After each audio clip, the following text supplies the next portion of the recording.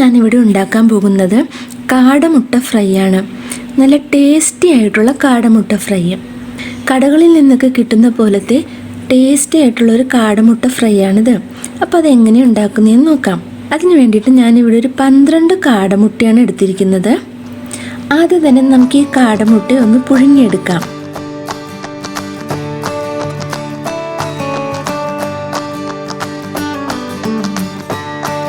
നമ്മളിത് പുഴുങ്ങിയെടുത്തിട്ടുണ്ട്. ഈ പുഴുങ്ങിയ മുട്ടയെ നമുക്ക് തണുത്ത വെള്ളത്തിലേക്ക് ഒന്ന് ഇട്ട് കൊടുക്കാം. അതെന്തിനാണെന്ന് വെച്ചിട്ടുണ്ടെങ്കിൽ നമ്മുടെ ഈ മുട്ടയുടെ തൊലിയൊക്കെ പെട്ടെന്ന് പൊളിച്ചെടുക്കാൻ വേണ്ടിയിട്ടാണ് നമ്മൾ തണുത്ത വെള്ളത്തിലേക്ക് ഇട്ട് കൊടുക്കുന്നത്. നമുക്കിതിൻ്റെ തൊലിയൊക്കെ പൊളിച്ചെടുക്കാം. അപ്പോൾ നല്ലതുപോലെ തൊലിയൊക്കെ പൊളിഞ്ഞ് കിട്ടും.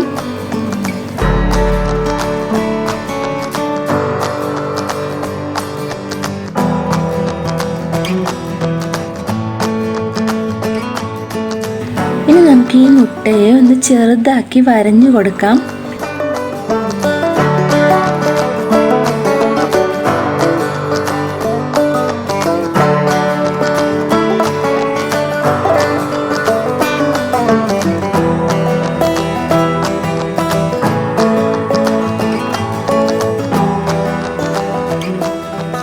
ഞാനിവിടെ ഒരു പാൻ അടുപ്പത്ത് വെച്ചിട്ടുണ്ട്. അതിലേക്ക് നമുക്ക് കുറച്ച് വെളിച്ചെണ്ണ ഒഴിച്ചു കൊടുക്കാം. ഞാനിവിടെ ഒരു സവാളയുടെ പകുതിയാണ് എടുത്തിരിക്കുന്നത്. അത് നമുക്ക് ഈ വെളിച്ചെണ്ണയിലേക്ക് ഇട്ട് കൊടുക്കാം. ചെറിയ ഉള്ളി ഉണ്ടെങ്കിൽ അതായിരിക്കും നല്ലത്. ഞാനിവിടെ സവാളയാണ് എടുത്തിരിക്കുന്നത്. ഇനി നമുക്ക് ഇതിനെ ഒന്ന് ഫ്രൈ ചെയ്തെടുക്കണം. നന്നായിട്ടൊന്ന് വഴറ്റിയെടുക്കണം.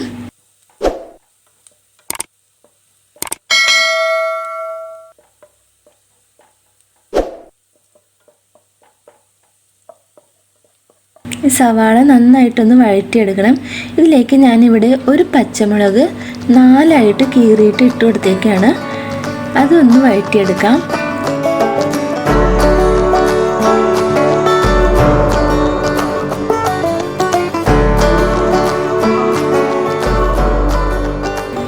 ഇനി ഞാനിവിടെ ഒരു 2 വെളുത്തുള്ളിയും ഒരു ചെറിയ കഷ്ണം ഇഞ്ചിയും ചെറുതായി അരിഞ്ഞത് ഇട്ട് കൊടുക്കുന്നുണ്ട്.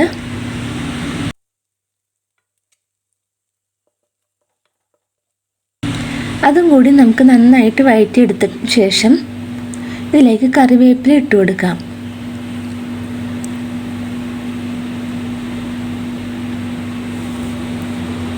ഞാനിവിടെ ഒരു 1/4 ടീസ്പൂൺ മഞ്ഞൾപ്പൊടി ഇട്ട് കൊടുക്കുന്നുണ്ട്.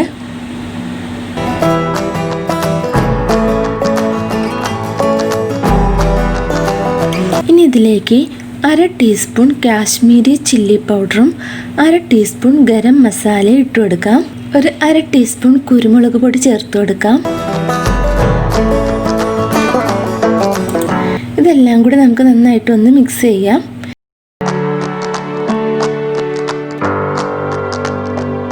നമുക്കിതിലേക്ക് ആവശ്യമായ ഉപ്പ് ചേർത്ത് കൊടുക്കാം. നമ്മൾ ലോ ഫ്ലെയിമിൽ വെച്ച് വേണം ചെയ്യാൻ. പൊടികളൊന്നും കരിഞ്ഞു പോവരുത്. ഈ പൊടികളൊക്കെ ഒന്ന് ഫ്രൈ ആയിട്ട് വരുമ്പോൾ നമുക്ക് കാടമുട്ട ഇതിലേക്ക് ഇട്ട് കൊടുക്കാം.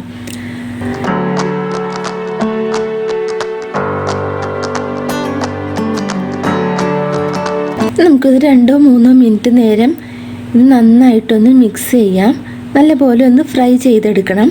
ഇപ്പോൾ ഈ മസാലയൊക്കെ മുട്ടയിലേക്ക് പിടിച്ചിട്ടുണ്ടാകും.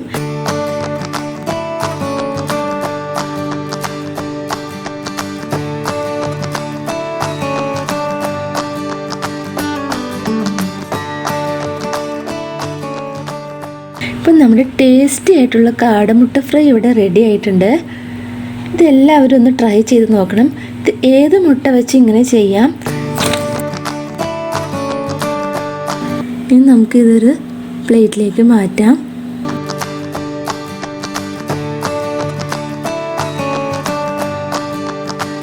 നമ്മുടെ കടകളിലൊക്കെ കിട്ടണ പോലെ തന്നെ മസാലയൊക്കെ ഇതിലേക്ക് നന്നായിട്ട് പിടിച്ചിട്ടുണ്ട്.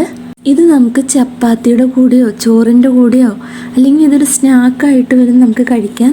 നല്ല ടേസ്റ്റി ആയിട്ടുള്ളൊരു കാടമുട്ട ഫ്രൈ ആണിത്.